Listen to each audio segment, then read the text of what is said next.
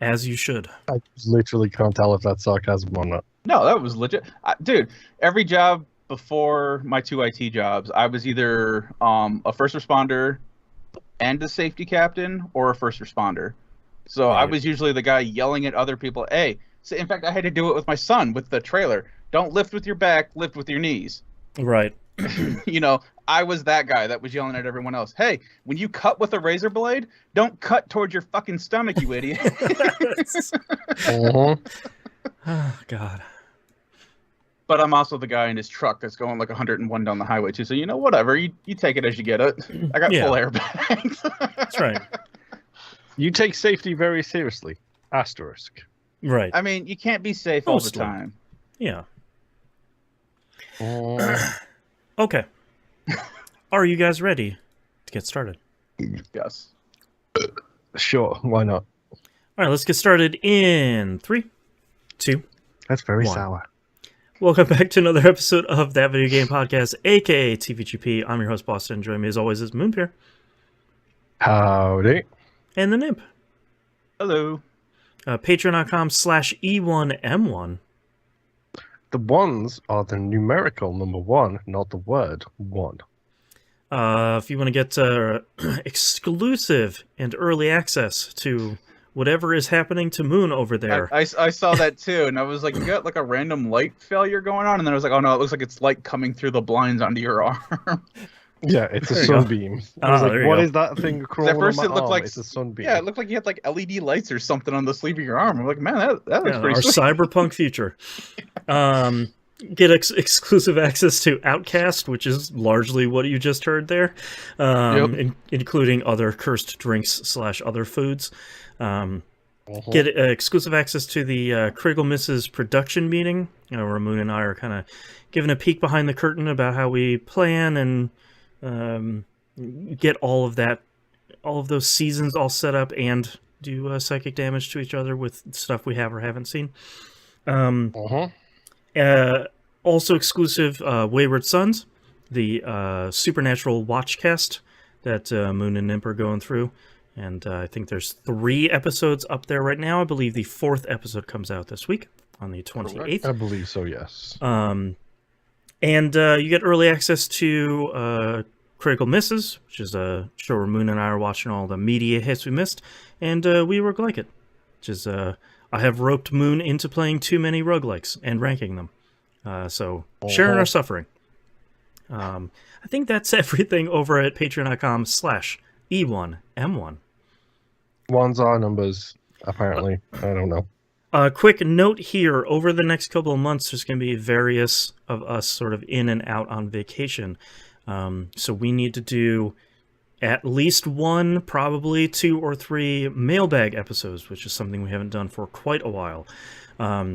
So if you have anything you wanted to ask us for a mailbag episode, please send us evergreen kind of questions as well. Yeah. Not like, what do you think of this thing that just happened? Like, Right. more like, how do you feel about this as a whole? Is society going to hell? Yes. Right. Not a good question. That's a freebie. Yeah.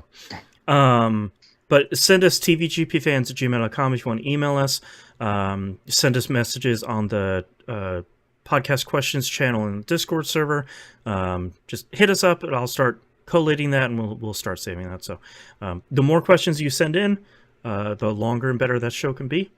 We need your help. So please send that in. There's no end date at the moment. I think I will have to take off at the end of May. So, keep that in mind. Please send us in. Please help the show. Moon, what have you been playing this past week? So,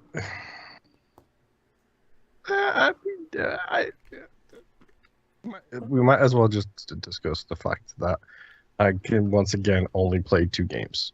Well, technically I played 3 games. One of them is a full Gamers Code game, but you'll hear about that later this week with the new episode of Game Club drops, which I think Boston forgot to mention. But yes, brand new episode of Game Club out right now for Norco. If you're listening to the audio version of this episode, there's a brand new episode for Norco. Nice. I also wanted to mention, haven't really talked about it on the main show either, but each one of those episodes are spoiler casts. So if you're sort of asking, like, hey, why hasn't there been a spoiler cast? There's one every month. So we spoil the hell out of Norco as much as I guess you can. And then our next game is going to be Islanders, which is a hopefully blue sky kind of game. Hopefully it doesn't turn on us at some point. Yeah, fingers crossed. Yeah. So, I mean, do we want to talk about the action game or the card game first? Because it's one of the two. Oh, let's hit the card game like usual. Okay. I mean, I want to talk about how much I still enjoy your T-shirt, but oh, your Cactar Cactar T-shirt. God, it's such an awesome T-shirt. It's a Cactar lolly, and it actually says "tastes like 1,000 needles" or "1,000 needles" flavor in like Great. bottom corner. That's real good. Which it's quality. Anyway, but yes, Marvel Snap. Oh boy. I thank you, Nim, for pointing that out, because I frequently make decisions about T-shirts I wear and nobody pays attention to them. Most of the time, it's not their fault. Most of the time, it's because I got a hoodie and it's zipped up because it's cold down here. Right. It's like, I'm wearing a special T-shirt just for this episode. Nobody knows but me. Okay, so yeah, Marvel Snap. Boston. Oh, Nim. no.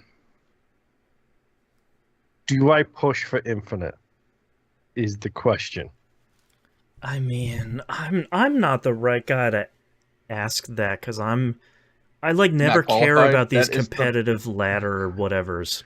I was gonna say, that's the best opinion to have. You don't care and you're not qualified. Yes or no, Boston? Does he do it? No, don't think. No. Flip a coin. Flip a coin. No, because I feel like that way lies madness. Like, you shouldn't listen to me because I don't play this game anymore. I put it down for one day and I haven't touched it in 2 months. So, I'm not sure if my opinion matters. So, for those of you not playing Marvel Snap, although you really should be, Boston. That's right. The ladder PvP thing is positive, negative based on cubes. The max, which is infinite, is to get to 100. So 100 times 10 cubes is 1,000 cubes, basically. Yep. I'm currently at rank 74. Oh, that's really high. You're in it now. And yeah, that's the problem. I'm at the edge. I'm literally right at the edge. Do you have alarms set yet? No, not yet. This isn't Strike Force levels of insanity yet. I'm glad I jumped out of that when I did. I'm right at that point where it's I feel like if I hit 80, I have to go for it. You got to commit if you hit at 80, because your toes are on the precipice at that point. Whereas now I feel like I can probably maintain 70. Going into the end of this season because I've got a week left, but I'm missing 2 or 3 really god tier kind of cards which make up a very high percentage of the infinity level decks. So I just got Thanos today. Okay. Who was nerfed 2 days ago. Great, that checks out. I don't have Bast, who apparently can be super OP with specific cards. Okay. I have a really solid deck that I just need Darkhawk to complete, but I don't have Darkhawk yet. And I have another really solid deck that I'm missing one other person for, but it's I've got maybe 2 of the top 5 decks at the moment, but one of them is the Shuri Red Skull deck, and I kind of had enough of playing with that deck at the moment. It's it's predictable, which is kind of something I enjoy about it. It's okay, if I'm playing this, then I know I'm going to do pretty well. I can usually net positive my cubes if I'm playing the Shuri deck, but at the same time, I'm really annoyed with playing the Shuri deck at the moment. Yeah. It's apparently the Modok discard deck that I threw in chat 3 weeks ago or something in our Discord channel. Apparently that is now considered super high end as well. If you can get that thing down, then that is doing particularly well at the moment too. Interesting. I don't know. I'm torn. Are you guys having to make Excel sheets to run formulas to simulate new things, new deck builds? No, it's not that bad yet, because most of the decks I run are pretty simple. They are, as Mackie pointed out about the move deck, it's very much a flow chart with that deck. Shuri deck is very similar, where it's like play these cards on these turns and you'll probably win. As long as the opponent doesn't do this, in which case if the opponent does that, just retreat, you're not going to win. The big one that gets to me is like control decks, because I very much have a tendency to overthink what the opponent is thinking. Right. So it becomes this case of, well, okay, if I put this here, then he's going to do this, and then they don't do what I expected them to do, which ruins what I expected them to do next. So my 3 steps ahead plan is now ruined because they didn't do what I thought they were going to do. But the worst part is, now I'm playing the damn thing so much, I'm starting to recognize people's decks based on like the first 3 cards. Are you playing It's 4D like, chess okay. while everyone's playing Marvel Snap? Right. Basically, yes. But like someone will drop like 2 or 3 cards, and it's like, okay, you're running this kind of deck. I know I've seen it enough at this point to know, okay, That's you're right. running a Shuri deck too. This Or old chestnut. You're running. Yeah. Oh, you Yeah. drop Professor X. Where's Destroyer gonna jump on this battlefield? It's like, Oh, there he is. I don't know. Yeah, I just got into this point now where it's like, really enjoying playing the game. I don't know. I don't know. I feel like if you like luck yourself into 80, then you got to see how far you can go. Yeah, and right now I'm experimenting with I call it a lockdown rush deck, which is faking the opponent out. I've got a lot of low-cost, high-power cards that have negatives associated with them, like Lizard. Lizard is a 2/5, 2 cost, 5 power. But if the opponent puts 4 cards on their side, he loses 3 of that power. So I'm running a deck right now, which is like, okay, if I drop Storm on a slot, well, drop Lizard on a slot, then Storm, then they're going to panic and try and fill that up. While they're doing that, I'm going to drop a Tuner on the other side, and then Professor X or Armor a Tuner, so that then that is locked down and in total control for me. But then my issue is I recognize in decks, but I don't play them, so I can't predict what their next moves are going to be. And then apparently there was this huge leak of a whole bunch of upcoming cards, which seemed cool. But now they're also adding like 15 other different effects. Oh, sure. So I'm at that point now where it's like, okay, how many of these cards can I deal with before it gets too much for my stupid little brain and I tap out? How many cards is too many? Because like, I don't want to think about a Darkhawk like Iron Lad deck. Iron Lad, by the way, who is not a joke, that's a real character, right? Is coming into the game. And it's like, I don't know anymore. Howard the Duck is a card that lets you see what your next card is going to be. Okay, sure. Interesting. I think Iron Lad also copies the text of the next card, so they work in synergy together. But interesting. Still, it's one of those stupid things where just like, I really enjoy playing the game. I genuinely do. It's at that tipping point where it's like, I'm either going to get overwhelmed and quit, or I'm just not going to care as much anymore. So if I'm going to do Infinite, which I want to try and do at least once, I want to get to Infinite. I want to get that stupid special deck or the card back that you get for it. Right. And it's like,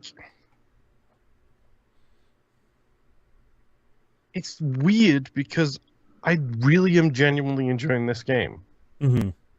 But I'm also terrified of when these new cards come in, and like one of them is like, you can move 1 card to this location. It's like, I don't want to predict that amount of variables. Right. It's too many variables at that point. I'll say it sounds like now is the perfect time for you to push then. Yeah. Yeah, true. But then it becomes like Hearthstone, where it's like each class has a deck that's 3 different decks for 3 different classes, and what deck is this class like doing in Hearthstone? That's when I tapped out of Hearthstone, when it was like, oh yeah, there was like 9 different classes, and each one of them has a different special ability and a different deck. It's like I can't predict what you're gonna do, so I don't care anymore. Yeah. But Marvel Snap continues to be incredible, and I really like playing it. I hate myself so much. Clearly, I do a roguelike show with this idiot. Of course, I hate myself. That's right. That's right. And the only other thing I've played really, other than Knockout for Game Club, is Monster Hunter Rise. Hey, Boston. Oh no! Don't even look at me. I can't hear about how good Monster Hunter is. I can't do it. It's incredible. Number one. No. Also, here is something for you to potentially put you away from it. All right, yeah, let's do it. Yeah. Yeah, give me all the bad notes. That's right. That's right. I've run across a monster I've never really seen before. I might have been in one of the previous games where I'd never seen it before. It's called the Kadaki. Sure. Yep. And because I think I mentioned this last week, I have a habit of forgetting the names and making up my own. Do we have any Doctor Who fans in the audience here? Yes. I have watched episodes, but not in continuity with anything. And you won't know this either. It's one of the best Probably Tennant not. episodes. I've been referring to the Kadaki as the Vashta Naradu, which is the Shadow Piranhas. You laughed, which means you remember and you know how great that episode is. It's an amazing. I mean, it's a two-parter. David Tennant episode, so yeah, it's good. What'd you David call them? Tennant, Shadow Donna. Piranhas? The best companion. Don't at me. I don't That's care. right. I don't want to hear Donna is the it. best. Donna was great. And yes, Shadow Piranhas is the Vashta Naradu. He throws like a turkey leg into a shadow, and it turns into a bone, dude. It's like Shadow Piranhas. It's real good. It's real dumb and real good at the same time. Yep. But the Kadaki is a 4-legged spider. Oh. Okay. I guess you got to fight a spider at some point. It's gross. It's covered in webbing. It wears a white dress, which is its webbing. It's webbing dress. That's getting into some Dark Souls stuff right Stop there. it! You beat me to the joke. I hate you. Sorry. I hate you so much. Well, I'll fix that in post. Take 2. It is the webbing dress. And then it does this whole thing where like it inflates a huge bubble of web behind it to cover itself in. It's gross. Nope. It's terrible. Spider butts are the worst. Quickly. Spider webs are the worst.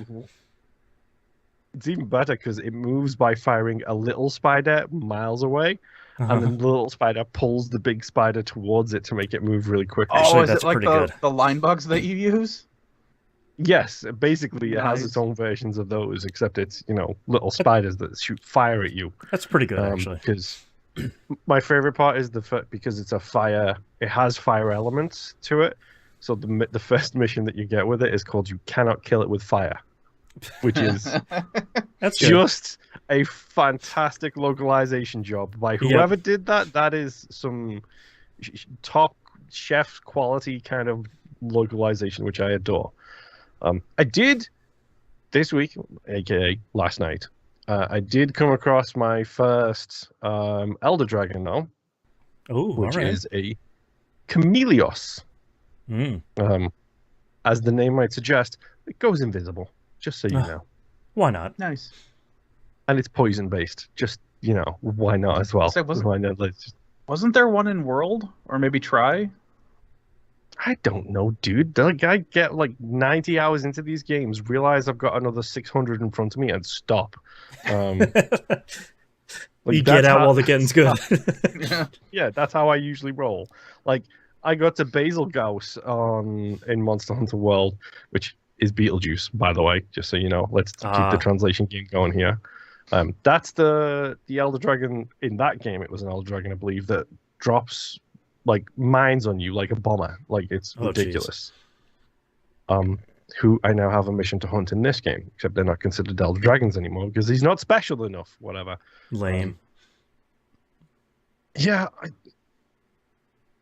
I really love Monster Hunter, dude. Like, it has been that perfect. I have 50 minutes exactly to play a video game. I'm gonna just play this game.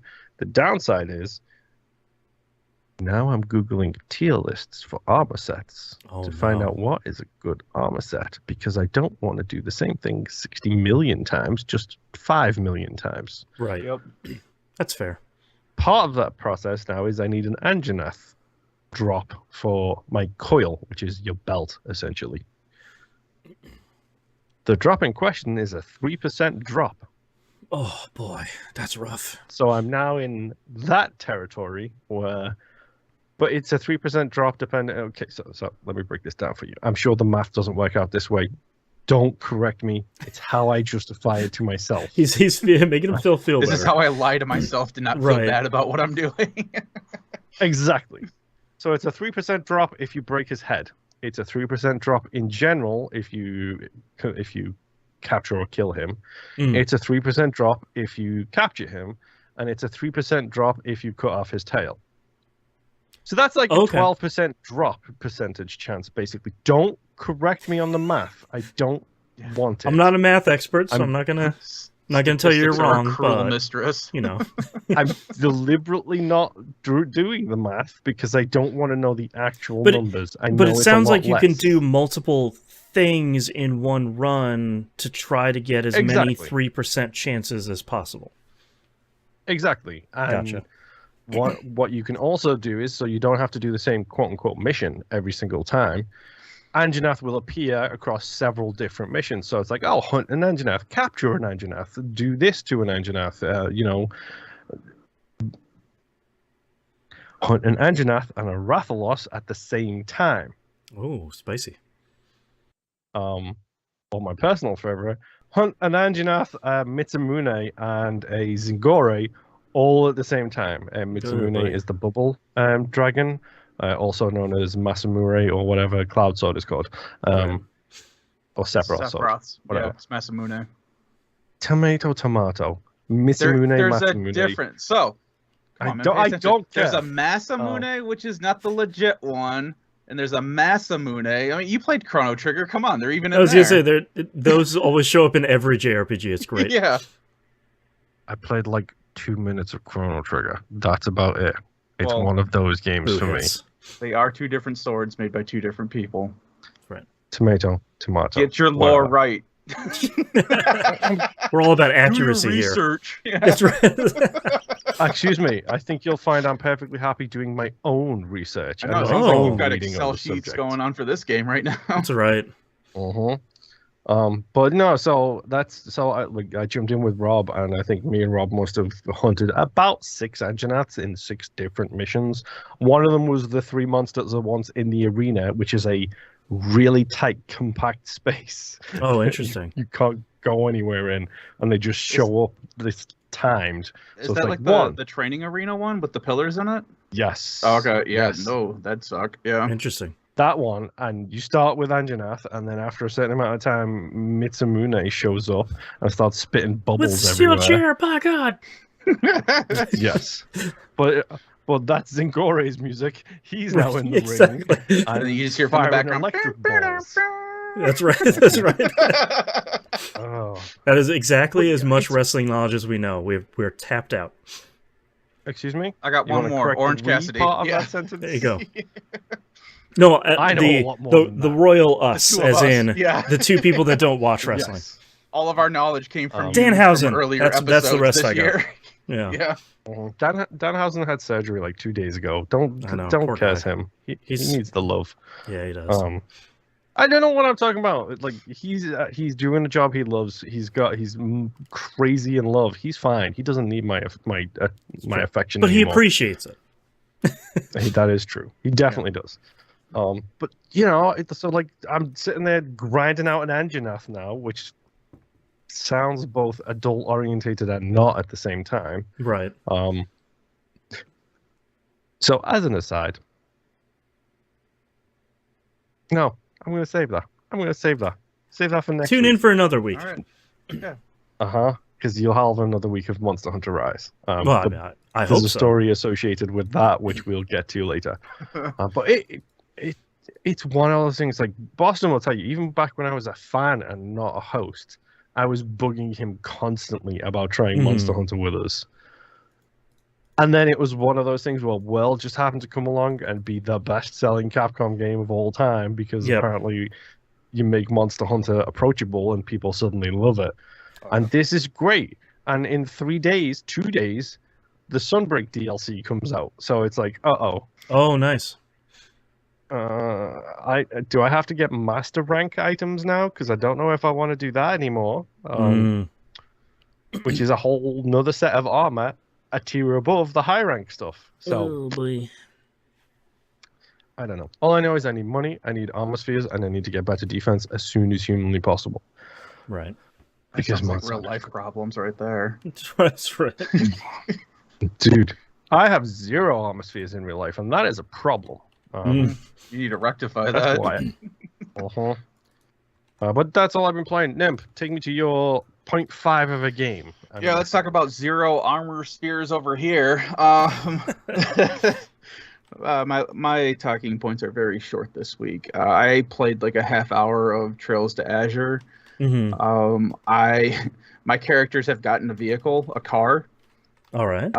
Which is a really big deal in this game because they just started making what they call orbital vehicles, or they run off of like the whole orbital magic system thing. So it's this SUV that they got, first of its kind, and I always enjoy the fact that whenever they show you, the outside looks like a normal car, normal sized vehicle, and then they always show you the inside, and it takes up the entire screen. It's 13 like people in are a in there. bus. Yeah, exactly. They're in a bus, and then they show, for them to get in and out, they don't open like the driver door and the passenger doors. What happens is on one side, the doors pop out like a van. One slides to the back, one slides to the front, and you basically have like a ramp to walk into this normal. It's like if I walked outside into like a Chevy Tahoe, Right. and that thing just like all the doors were just 2 doors on the side, and they just opened up, and you just walked in there, and it was like the size of a school bus in there. Oh, JRPGs. And they still did the thing. They show it driving, and I love it. The tires don't turn. The vehicle doesn't, gently turn left or... No, it's just straight 90-degree turn. Boop, there we go. God, I love how these games are. So good. So, they have introduced 2 characters. They haven't said who they are, but they are from 3rd chapter, from Trails in the Sky 3rd chapter. Oh, okay. So there's 2 characters that we have been, or that the game has introduced to us, and I know who they are, but not many people may if they haven't played the other ones before. I was like, all right, this is where the fun stuff's going to start happening. Right, we're putting it all together now. Yeah, those 2 people were like top tier characters a couple games ago, so right. I'm kind of excited. But yeah, that's all. exciting. I put like 30 minutes into the. I basically loaded my save, got the vehicle, drove back to Crossbells, got introduced to these characters, and then had to save and shut off my PlayStation so I could go do things. I did play more Battlefield this week. Nothing major there. I think I killed myself jumping out of a helicopter and then parachuting into the side of a building. Perfect. It may have been a stray bullet. I don't know. Either way, I was laughing really hard. That's right. And then Star Wars Battlefront 2 with my son. Mm-hmm. We played a ton of it, and I was giggling to myself because earlier this week when I had a brief moment, because both Battlefield and Battlefront are, like Moon was saying earlier, great games. It's like I've got like 10 minutes, and well, not so much battle. Depends on what mode I'm in. I've got like 10 minutes. Let me play a quick mode, or I might be able to squeeze in an hour. That's not going to be enough time for story in Azure, so let me play Conquest or, whatever, which that's going to take like 45 minutes to an hour depending on how it goes with all the back and forth. So I get into Battlefront 2, and we're on the Death Star 2 map. Okay. All right, cool. We have our objective set. We're playing Conquest. It's like, all right, we need to go get, A through D points, and while the enemy is doing the same thing. Bunch of, like, me and a random, like, 2 other squads go running up these catwalks, and we go through, like, these upper hallways, and we're just running. We're booking, and I don't remember this map at all. And we come to a bridge, and we just blow right through it. And there's like one guy that's standing there at a panel, and I'm like, what's going on with that guy? And that's when I realized that I was with a group of lemmings, and I was a lemming, because we all ran and fell to our deaths because the bridge had not been turned on. And that's what the guy at the control panel was doing, was trying to turn on the bridge so that it would reach out to the other side of the hallway. So it was literally me following all these people to my death, and then my death screen of other people behind me landing on top of me. So we were playing the map again, my son and I. We got to that map again, and I remembered this time, okay, do not run past this open port door until somebody hits the switch, which anyone can do at any time. But as soon as we got there, I started laughing to myself, and my son was like, what's so funny? And then I let him know, hey, everyone else this is what happened. Yeah. And there's still people who weren't paying attention who did what I did, and they're dying as I'm trying to activate the stupid bridge for everybody. That's so good. So I am glad that is in there. It was... Maybe it would have made me bad at one point, but now in my older years where I just find dumb stuff funny, I'm like, that is a nice little point of detail where I just would have been like, what was that? You should have given him a little kissful look. And that's right. Every time. I know it's the wrong movie. Don't at me. I know it's the wrong movie. Don't come at me. I did. That did come to mind, that scene. Yes. But anyway, so yeah, I'm still playing as a heavy. I am still getting wrecked. Anytime I hear a lightsaber, it's just, okay, let's toss a grenade in that general direction, and hopefully I do like a couple points of damage to their health.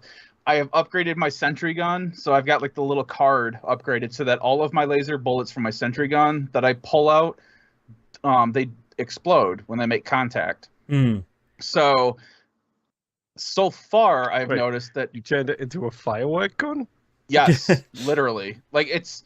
When you see me shooting down range, all you see are like these little explosions going off as they're hitting whatever. Pew. Yeah.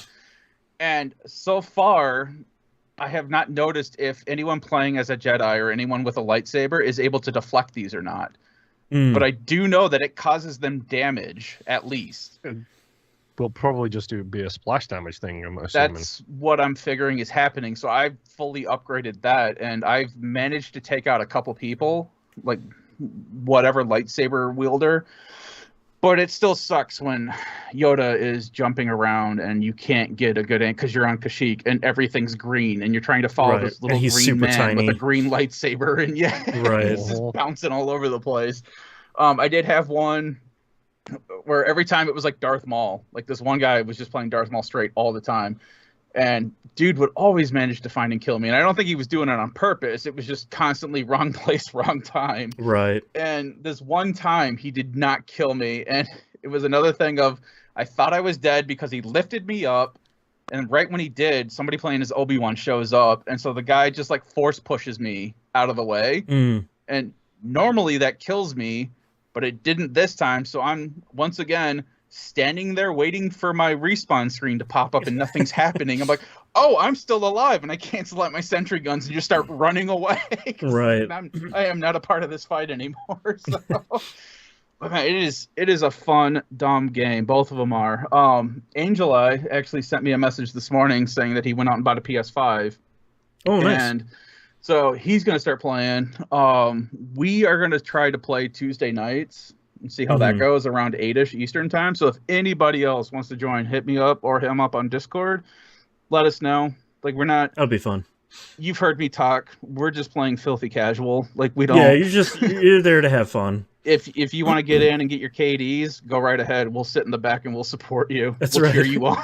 That's right. Cheer you on from the respawn screen. Yeah, I'll throw an ammo crate and shoot you with a health dart from like 100 meters away. So right. But yeah, that's all I've had time for this week. It's been a hectic week for me. So yeah. All right, I got a couple games here. First up, Stardew Valley. I was telling Moon at the beginning of the show, is track my mental health in the kind of sliding scale here. When my mental health goes down, my Stardew Valley play goes up, and I played a lot of Stardew Valley this week. So I started a brand new farm again because I like the beginning of that game largely, and decided to go with the Four Corners map this time, which I kind of like. I don't really like a lot of the other maps. I like the classic kind of standard default one just fine. But they have one, if you haven't played Stardew Valley, they have one like, this one's on a river, so it's kind of fishing based, and this Yeah. one is mining based, and this one has monsters at night, and This one's like a desert one or whatever. yeah, there's a brand new one where you're on a beach, and it's like I'm very glad they tell you this, because it's like, you know, everything related to the beach is right at your doorstep, but sprinklers don't work in sandy soil, and I was like, cool, never playing that map. If I can't use sprinklers, I'm not gonna do that at all. Yep. So That's kind of the whole point of of the sprinklers is to Set it and forget it. help.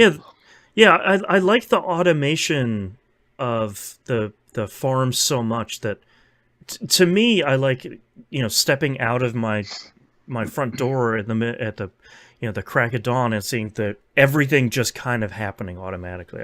I like that a lot. I thought I changed the setting for randomizing the community center packages.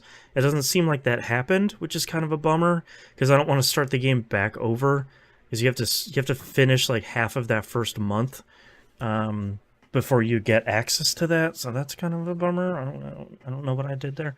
But it's Stardew Valley. If you haven't played it, you should. It's really great. It is like the ultimate comfort food game that is like just interesting enough to be cool, but without having any sort of super heavy lifting to it. So Stardew Even the Valley. music is like super Oh, it's chill. so good. Just Yeah, Mhm. so you just good. sit there and vibe with it. Next thing Yeah. you know, you're overwatering crops because you're not paying attention. That's right. That's right. Um, my second game here, Destiny 2.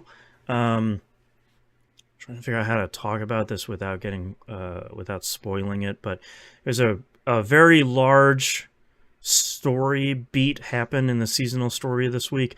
It has been pretty obvious it's going to happen, especially over the last couple of weeks. I'm pretty unhappy that it happened. I think it was handled pretty poorly. This is not them writing out Lance Reddick's character either, by the way, because I want to make that explicit. Yeah, no, they haven't even said anything about what they want No, to do going they did this forward. week. Oh, did they? Okay. Yeah, and it's nothing major. It's just them saying like, look, we record stuff for this game months and months in advance, so you're going to be hearing a lot of Lance Reddick for a long time. We haven't decided what we're going to do with his character, so don't expect anything at the moment, which is fair. I'm glad they kind of set expectations, because I think Lance's unfortunate passing, kind of the news of that and his large role in Destiny 2 kind of got out of the normal gaming sphere, because I think everybody's like, yeah, I mean, he's gonna be in the game for a while. You know, that's pretty common. So I'm glad they addressed it, and I'm sure they will do something super tasteful whenever the time comes, if that character survives past the end of the kind of light and dark saga. I'm not entirely sure. He just went out to the black and just had a great life and Yeah, I mean, forever and ever happy ending. yeah, I mean, they could. I mean, they've done that with some other stuff, so it wouldn't be out of character. But I'm pretty unhappy with how they handled the stuff this week. I think it was a real bummer, and I think a real misstep in what's kind of a pretty solid storyline for the season. I think, based on the in-game triumphs, I think this upcoming week is the last week for the storyline. So there's still some stuff they can do around that. I'm not 100% sure that they will kind of fix all of the issues, but I'm curious to see where they go with it. I don't think it's going to go the way that most people are thinking it's going to go. But we will see on Tuesday, I guess. But otherwise, Destiny 2 continues to be great. We didn't make a huge progress in the raid. It was like a combination of us getting a late start, and we were like all having a bad week, and mechanics are rough. So like, we're making it. We're making progress, but we usually we're not like a lot of raid teams where it's like, all right, got a new raid. We're doing like 6 hours a day, 6 days a week, anything like that. We have like an hour and a half or 2 hours a week. So like we tend to move slower through this new stuff, which is fine. That's how we go. This is unacceptable. I want a semi-serious world first, please. That's gosh, if only. Yeah. All right, and last game here. I played the Diablo 4 open beta. Nice. I haven't talked about Diablo 3 on the show. Hang on. Yeah. Hang on. Yeah. Hang on. Yeah. Did you do the free weekend? Yes, Or I did. Did you do it the American way? No, the previous last weekend was the the open beta early access for pre-order customers. This was just the open beta for everyone. What about the Kentucky Fried Chicken American way? No, I decided not to gamble with my health and get a double down. But I haven't talked about Diablo 3 on the show in a while. I really like Diablo 3. It's my favorite Diablo game. 1 and 3 are my favorites. I never got that much into 2. That tells you something about me, I am sure. And I kind of don't care what. I like Diablo 3 a lot. I think it's great. I have enjoyed all their seasons. I think they have done a really great job of continuing to support a game that I genuinely really love and would kind of dip into casually every couple months. As someone who likes Diablo 3, Diablo 4 did not make a great first impression from screenshots and videos and stuff like that. It is a much darker game in palette and tone. Someone who likes Diablo 3 and likes colors in video games, I thought that felt like a misstep. Was this the one that everyone freaked out about the purple scale and how bright the game was, or was that 3? That was 3. Like famously, there was an early screenshot that had a rainbow in the background because there was like a waterfall. I remember or it was like early, but I couldn't remember if that was early 4 or early 3. That was 3, and it has poisoned that game. It's like poisoned, like everything. It has poisoned talking about video games for a really long time. Because apparently it needs to just be God of War or Gears of War's color palette or nothing, apparently. Red and gray, let's go. Right. So I was hesitant going into this open beta. Everyone playing the early access open beta was just like, yeah, it's Diablo. It's really great. And I was like, that's a good first impression. So I was pretty excited to play it this week. I think tone-wise, if you haven't watched the opening video for Diablo 4, that intro, you really should. It's brutal. It is technically impressive and a real spectacle of the insides of people. And I think it sets the tone really well. I think the opening area of Diablo 4 doesn't really do it any favors because it's this really dark, kind of snowy area.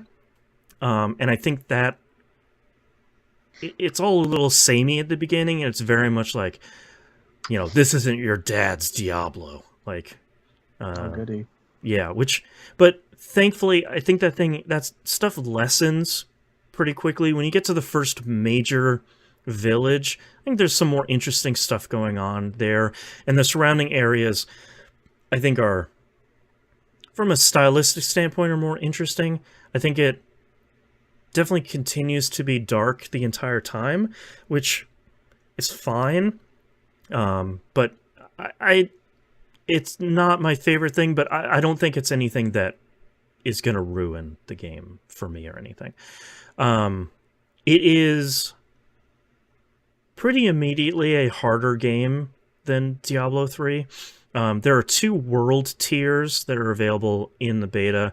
World Tier 1 is described pretty openly as like, hey, if you've never played one of these before, you should play World Tier 1. It's a really good intro difficulty, and I think that's fair because it's really easy. And that's absolutely not a bad thing, but if you have played one of these isometric action RPGs before, World Tier 2 is where you're going to want to be.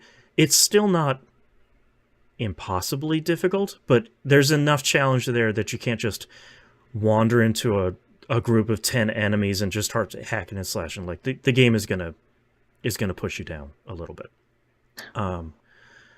And most of the rest of it is Diablo. And I think in that way, that is the kind of, like, I say this with all the love in my heart, it's that kind of like half paying attention to hack and slashy kind of thing. Like I am complimenting it for that. And you only start paying attention because your controller vibrated a little weirder than normal. Or like this, an enemy has a big health bar at the top and it's a boss. And it's like, okay, wait, hold on. Title and sit up a little bit. Skulls on the screen. Yeah, exactly. So I like a lot of the stuff that they're doing in the world. Unlike, so Diablo 3 had a procedurally generated overworld, but it was never that procedurally generated. Like, you never saw anything that was wildly different run over run. And they did similar to Spelunky. If you've played Spelunky, a very similar thing. You can kind of see all the puzzle pieces fitting together. You know, like you know how it's going to go. They did away with that in Diablo 4, and there's kind of a fully crafted world that is, even in the beta, surprisingly huge. It is much, much larger than I was expecting it to be. There are some light MMO style mechanics in there. You do see other people running around in town, run into like maybe a person or two in the overworld. There are kind of almost Destiny style like public events that are happening in the overworld. And thankfully, unlike Destiny, it tells you what to do in them, Bungie. And it tells you how to, like, there's one that I was fighting where it's like, oh, there's a bunch of enemies that are trying to sacrifice themselves to this thing in the middle, trying to turn it like to the whatever harder difficulty to get better rewards or whatever. You need to prevent 5 enemies from sacrificing themselves. So they tell you all that in kind of the upper right-hand corner, which is really nice. I appreciate that quite a bit. Has a full skill tree. There's like not Path of Exile number of nodes there, but there are just a buttload of nodes in that. And they do a really good job of explaining exactly what you're going to get when you put a skill point in that node, and then when you're going to upgrade the node, they tell you exactly what you're going to get. Are they like along the lines of like 5% accuracy boost? No, the majority of what's in there are actually, here's a new skill. And it's like, oh, you want to shoot a fire laser? Pick this one. You want to have ice armor? Pick this one. And it'll say like, you can purchase ice armor, and it's like, when you activate this skill, it decreases incoming damage by 35% for X number of seconds and stuff. Like, there's a fairly large paragraph explaining what it's going to do. And then once you invest in that skill, it'll say like, if you put another skill in here, it'll change from like 35% to 40% for the same amount of time. And eventually, once you put enough points in there, there'll be kind of an additional smaller node on there that'll be like, for ice armor, let's say it'll last 5 seconds longer every point you put in there, and you can put 5 points total. And then forking off from there, they'll have 2 mutually exclusive skills you can invest in that will kind of change that skill overall. And this one will do like I don't know, but let's say, for example, one of them is like, when the armor goes away, it shatters and freezes everybody around. Or the other one's going to be, every time an enemy hits you, it gets slowed by X%. And you can only pick one of those two. That's cool. And every skill is like that. So when you get to a next node of skills, it's like 6 or 7 additional skills that you can put on your action bar. So thankfully, it's not like evasion goes up by 0.35% over the next, none of that annoying stuff like that. And I played, in the beta, I played a sorcerer because I don't have a demon hunter, which is a real bummer. And I was largely using lightning skills, which I thought was kind of interesting, but I was enjoying those a lot. And chain lightning was the one that I was using the most, and I actually spec'd into when chain lightning bounces off of me, because if it bounces off an enemy and it doesn't find another enemy, it bounces off of you and back to that enemy. Every time it bounces off of you, it gets 25% stronger. So, like, fighting bosses, I'm just ramping damage as it's bouncing like 6 or 7 times off of me. So that feels pretty good.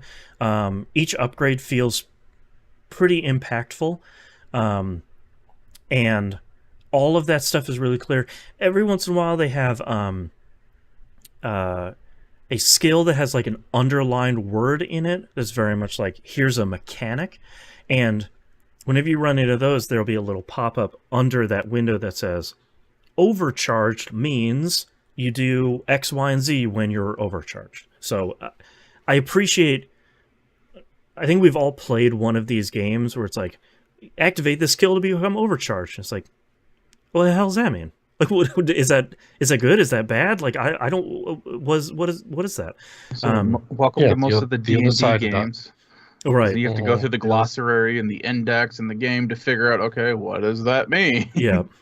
Yeah, the other side of that is Destiny, where it's like, oh, when you are in this mode, it does this, but it doesn't tell you how to activate that mode. Exactly. Right. So I appreciate that they have gone to great lengths to say, if you get this skill and you do this thing, you get into this mode that does this thing. Like, I really appreciate that they have gotten pretty explicit about that in this game. The things that I think I was pretty surprised about is you're getting quests, you're getting side quests, you can track them on your map. You have your normal town portal, and you have your normal kind of porting from the center of every town to another one. Then they have 2 types of dungeons in the world. One is called cellars, and they're essentially, you go in, it's one room with like a mini boss in it and a bunch of mobs. You clear it out, they barf a bunch of loot, and then you leave. And then they have dungeons, which are much larger affairs. And those are going to have like a mechanic and a bunch of mobs, a boss at the end. And then you're going to get, I'm not going to remember what it's called, but it's essentially, you get a skill that you can then apply to your armor. So it's like, when you're a druid and you're in your bear form, you do 25% more damage, and you got that for clearing this dungeon. Nice. Sounds it has like the Elden Ring tactic where it's like, oh, here's, like you were saying, here's a cellar, here's a dungeon, here's a legacy dungeon, which is vastly bigger. Yeah, and all that stuff feels pretty good. I did a lot of the story mission stuff, and a lot of that feels kind of like what they were doing in Diablo 3, which is like, you're going to go into a dungeon with a character, they're going to have a big storyline, they're probably going to die at the end, or like they're going to turn on you and try and kill you, and then you fight a boss, and then you're kind of, they go about their way, and you're done. So I don't mind that sort of stuff, but I think that stuff works pretty well. I came out of this feeling way more positively than I was expecting to. I think I was expecting to come in here and see them do Diablo 3 again, and they kind of did, but everything surrounding it feels way better. I think one of the things that's I forgot to talk about one of the things that's most shocking to me, in kind of a positive way, is once you start the game, there's a character creator that is surprisingly in depth. That wasn't in any of the previous games. It was like, oh, you pick your character class, you pick like a male or female character, and you're kind of done. But this one is like hairstyle, color, eye color, scars, tattoos, kind of the whole thing. And I was like, my wife loves doing that stuff too. yeah, and it was weird because like they intro you with that stuff, and I'm like, why am I doing this when it kind of doesn't matter? Like, I'm not going to show up in cutscenes or anything. And yeah, you do. You show up in the very first cutscene, like, and in an interesting way, the camera is very closely zoomed on your character in a lot of the cutscenes. It's not just here's two people talking and you're still in the isometric kind of mile high view. There is some real solid art direction, some real solid camera work in these cutscenes that we really haven't gotten in any Blizzard game. I haven't played WoW in a number of years, so they might be doing some kind of creative stuff there. But you don't see this stuff in Diablo. You see someone in town telling you, "Go kill this demon." Yeah, hold on, itty bitty little icon. Right? Yeah, man. Did you just suggest that they were doing like creative and original stuff in WoW? The most creative and original stuff they've done in WoW recently is re-release WoW. Well, I mean, from like a camera and cutscene direction, they were trying to do some stuff, but like it's obviously not like Final Fantasy 14 or anything. But wanted to say we usually don't get that out of Blizzard. We usually don't get the cool cutscenes. We get maybe like one or two pre-rendered cutscenes, and that's kind of the coolest things we see. But it's interesting to see them do in-engine stuff that has art direction and camera work and some interesting stuff going on that isn't kind of the normal Blizzard stuff, which is what I was largely expecting. So yeah, Diablo 4 is really cool. I'm really glad they did this open beta. Technically kind of a mess, a lot of rubber banding issues, a lot of just like, I can't leave this town because the server is not picking up yet. Like, I need to just let's double back and try again. Okay, now I can go. All right, here we go. So stuff that I would like to say will probably be resolved for the launch, but it's a large online game and it's Blizzard, so probably not. Just to like not be mean about it, but just be realistic about the state of it. My only hope is I really hope that they have some sort of demo or something that comes out. If Activision Blizzard gets purchased by Microsoft, that's probably kind of a moot point because they'll probably just be on Game Pass anyway. But like, I think the biggest thing they can do for a game like this from a studio that has been so embattled with one issue after another is, hey, you can play a couple of hours of this. Like, I played 5 hours or so. I got all of the I got to level 20, which is essentially like, here now you'll get all the dumb cosmetic stuff in the final game. So I was kind of like, all right, I played 5 hours, I liked this, I will pre-order it and I will play it, so I can kind of call it a day. But I didn't even scratch the surface of the amount of stuff that's in that beta, and I hope they have a demo so people can really check out a lot of it. But Diablo 4 is good. Against all odds and shockingly, and against me trying to be a hater. Blizzard's making a good one here. So I'm curious to see what the final game turns out to be. It seems like there is a lot of it, because they have all the in-game like challenges, achievements. I don't remember what they call them, but Diablo 3 had those too, where it's this giant list of all the challenges. And I'm not even, I think, a quarter of the way through Act 1, and the in-game is like 5 or 6 acts and an epilogue. So like it seems like a fairly large experience there. So great. Diablo 4 seems cool. Check on it in June when I start it, if launch goes okay. Seems like another Diablo game. August. Yeah, exactly. Yeah, like I'm hoping launch goes well. It probably won't for like the first day or so because that's just how it goes.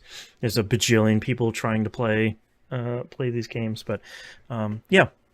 So far so good. I liked it. I'm That glad you can still be very optimistic about that.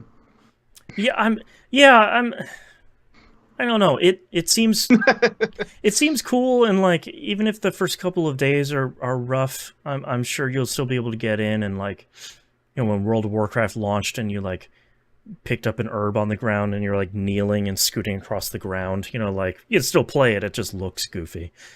So hopefully Diablo 4 is like that. I'm sure the memes will be great when it launches. Either way. All right, but that's all I played this week. So let's take a break. Yep. Wow.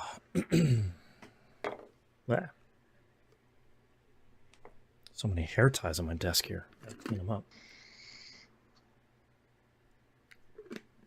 Yeah, I was gonna say I've got Gee, like I a wonder why. Barrette sitting over here. Yeah. Maybe I can put it in my goatee here. Yeah, you go. I'm sorry, a There you go. barrette? Clip it up. I can't even see. Is it staying? Yeah, a little bit. Yeah, it's staying. Yeah. Oh, it's visible. Some sort of like leopard striped or something. It's like the weird, Mhm. yeah, kind of like the weird tiger stripe Yeah. thing for my wife Yep. for her hair. Light She brown, was in dark here. brown. She uploaded. EA changed their launcher for PC. Oh, I guess a while ago. Yeah, they got rid So of Origin, Origin, and they like yeah. have a new EA launcher that shockingly doesn't work. Yeah, at all. Like completely Yep. made it so that you could not launch Sims 4 at Yep. all. And Yeah. she spent hours working on a workaround and got it to work. Nice. And then an update came out and broke the workaround and still Fantastic. wouldn't let you install Sims. So then she had to find another workaround.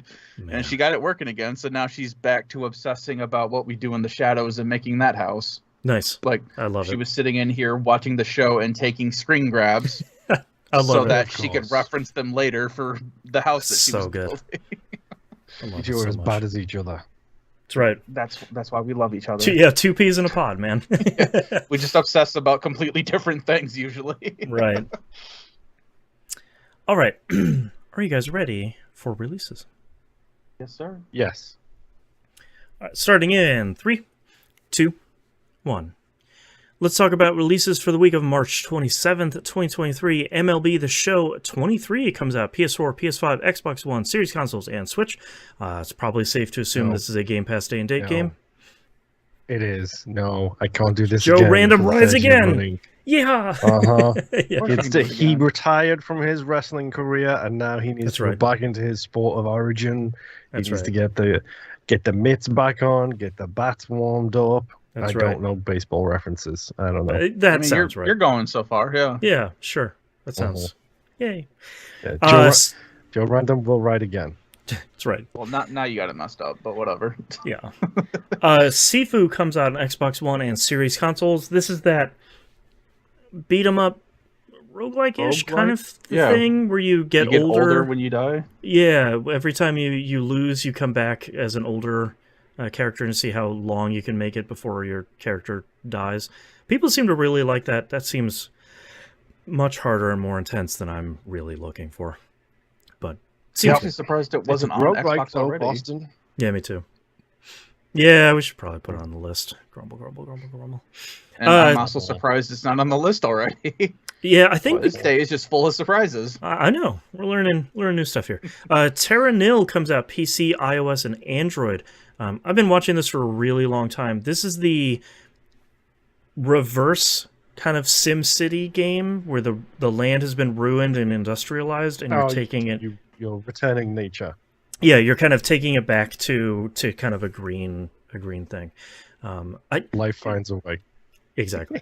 I'm not 100% sure this is coming out on PC and or iOS and Android this week. If not, it's coming out in the future. But this game looks really cool. I highly recommend looking at some videos of this. It's a pretty neat thing. Last of Us Part 1 comes out on the PC. I haven't seen too much about this. I'm going to assume that it's going to follow kind of the regular Sony stuff of here's a bunch of really wild video options and a bunch of accessibility options, which I think the original already had from accessibility standpoint. So I know... what was the last one that just came out? The roguelike third-person shooter arcadey one.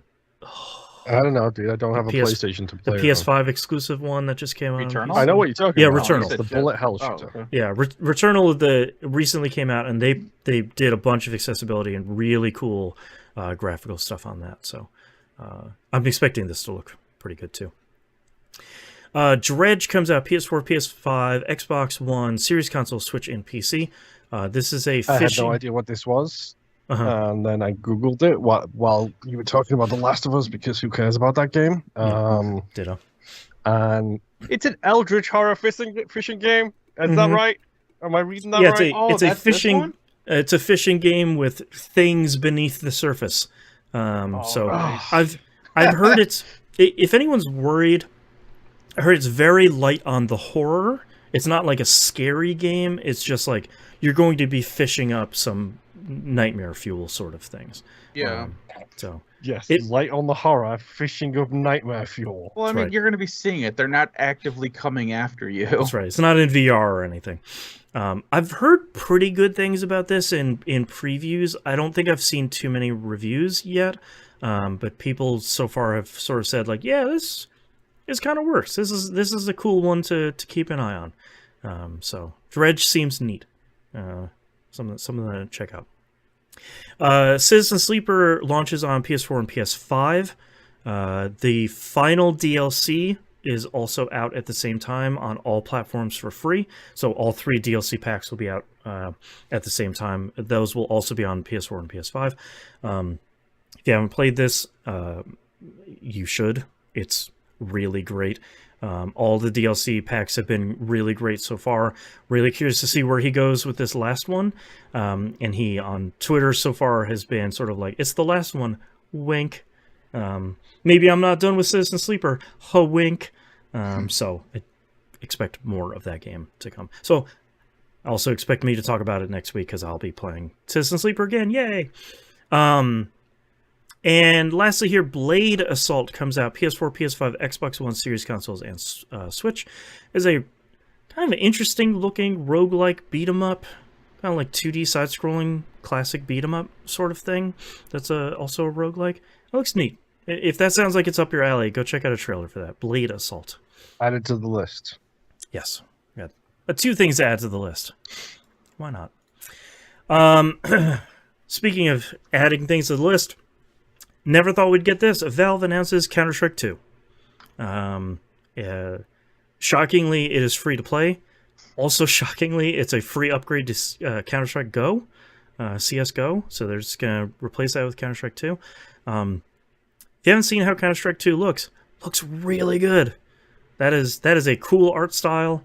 That is a really cool way they're going about kind of modernizing Counter-Strike.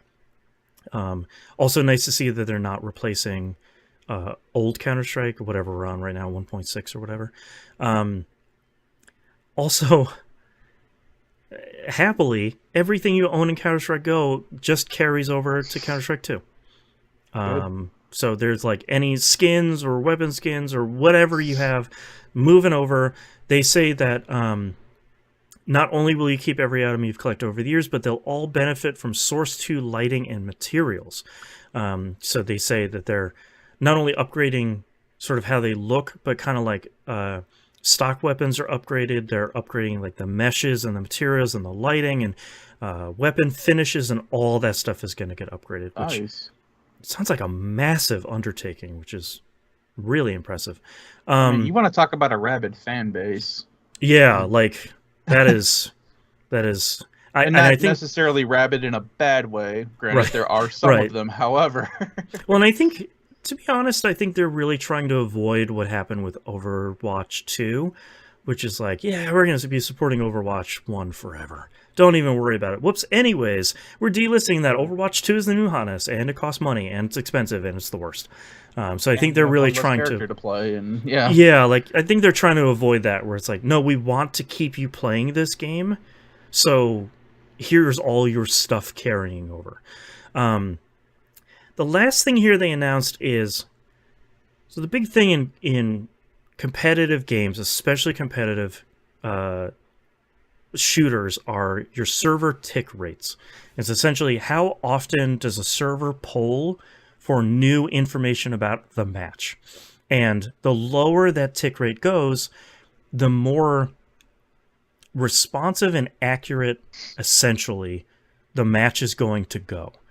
So if it's going to poll at 100 milliseconds, every 100 milliseconds, it's going to capture the state of the game. And people have a lot of feelings about tick rate, because even 100 milliseconds in certain cases isn't fast enough, because you're missing some of the inputs that's happening between those every 100 milliseconds. Yeah. So Valve apparently has come up with some sort of dark magic where they have announced that they're doing something they call sub-ticks. So sub-tick updates are the heart of Counter-Strike 2. Previously, the server only evaluated the world in discrete time intervals. That's what ticks are. Thanks to Counter-Strike 2's sub-tick update architecture, servers know the exact instant that motion starts, a shot is fired, or a nade is thrown. As a result, regardless of tick rate, your moving shooting will be equally responsive, and your grenades will always land the same way. End quote. Did they do rollback netcode, but first-person shooters? It seems like that's essentially like the spirit of it. Like, rollback works in another sort of dark magic sort of way too, but what's interesting is if this was anybody other than Valve, it'd be like, oh yeah, you sure figured it out, little buddy. I'm going to put it right on the fridge. Good job. You did great. It's not going to work at all. But like, I feel like Valve usually doesn't talk a big game about tech unless it actually works. And they also have the side benefit of controlling the entire Steam architecture down to the network level. So they could probably make that work too. And I haven't heard anything bad about how that works there's like a very limited beta or an alpha that's going on right now. And I haven't heard anybody say like, yeah, that stuff doesn't work, man. So I don't know. All of that seems really promising. It's not a show you'll probably it's not a game you'll probably ever hear on the show again. Because that is not our bag, comma, baby. But I was like, because I know since I've recently gotten back into Battlefield and Battlefront, I've noticed that a lot. Where I'm sitting there going, no, I know I shot that guy like several times, and you see his health bar or whatever, and it's like it barely shows I did anything to him. And it's like, come on, man. It's like, I got good internet here. I don't have fiber, but I have good internet. Right. I don't have bad internet. Come on. Yeah. I'm just saying, if someone wants to give me a PC, I'll happily play Counter-Strike an hour a week for the next 2 years. Well, and I think the interesting thing, too, is does this come to consoles and mobile? Because it seems like it's really well posed as, like, here is a brand new Counter-Strike. You know, Apex Legends has done really well on mobile. It's whatever state it is in at the moment. Call of Duty has done gangbusters on mobile. And all of these games are doing super well on console, too. So at this point, I would kind of be surprised if this doesn't go to a wider set of platforms when it like hits 1.0 or whenever it comes out of alpha or beta or however the full release happens. I'd be very surprised if this doesn't come to other platforms too. And it would be kind of foolish if Valve wasn't putting it on as many things as possible.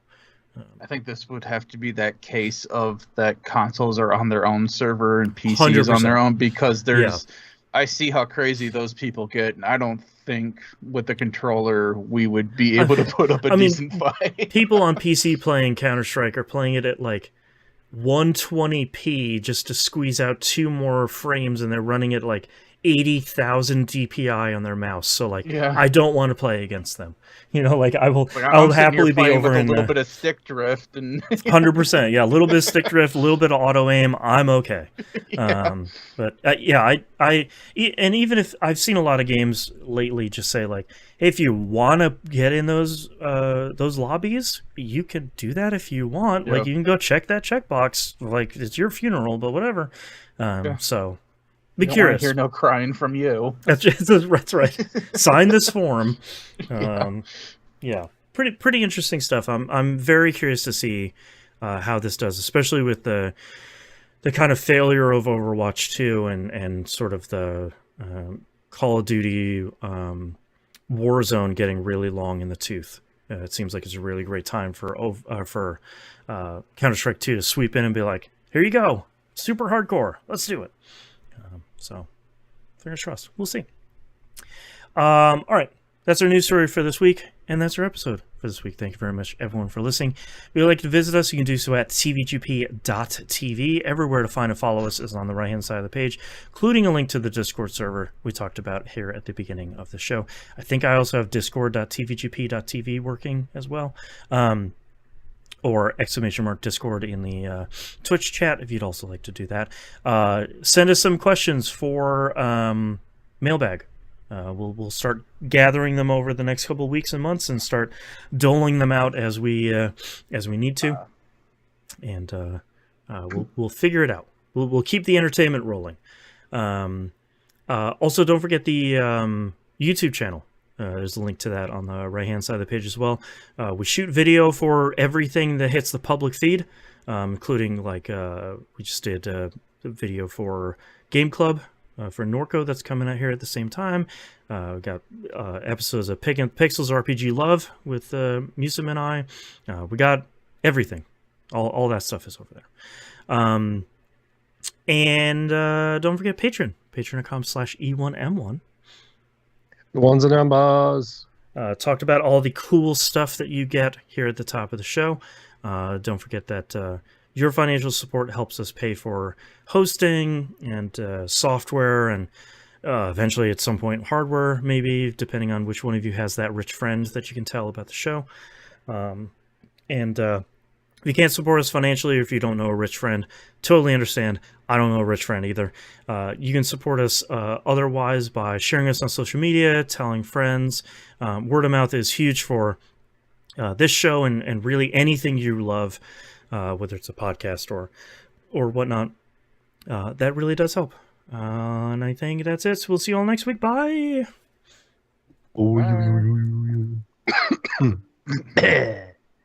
Blah. All right, Nimp. What are your titles? All right, I have our cyberpunk future.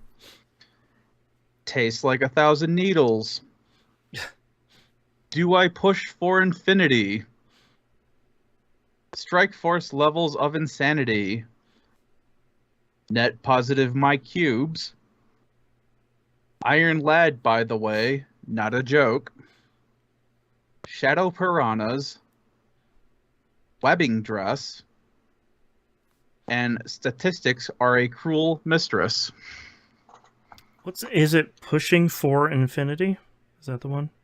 Yes. Okay. Yeah. All right, Moon, what do you have? Nobody knows, but nerfed 2 days ago. Net positive my cubes, webbing dress. Justify it to myself. We were all lemmings. A firework gun. Half pay attention and fishing up nightmare fuel. I'm wearing a special t-shirt. I was a lemming. I think, Moon, you had the other variation of that. Tastes like 1,000 needles and pushing for infinity. I really like webbing dress, I'm not gonna lie. I forgot to write that down. Webbing dress. So I like Tastes like 1,000 needles, but I know you two kind of had a thing going with webbing dress. Mm-hmm. I'm fine with taste like 1,000 needles. I already have something for Tastes Like 1,000 Needles too. I'm okay with either one of those. I'm kind of leaning more towards Tastes Like 1,000 Needles, because the webbing dress reveal in the episode I think is really good. Yes, it is. I'm fine. Tastes Like 1,000 Needles. Yep, I'm good. And I'm ready. Okay. I'm ready. Ahem. All right, starting in 3, 2, 1. This is That Video Game Podcast, episode 805 for March 27th, 2023. Tastes Like 1,000 Needles. It's cold being alive. Tune into our next food cast for the blind taste test. All right, thank you very much, everyone, for listening and watching. We appreciate it. We hope we'll see you next week. Bye-bye. Bye.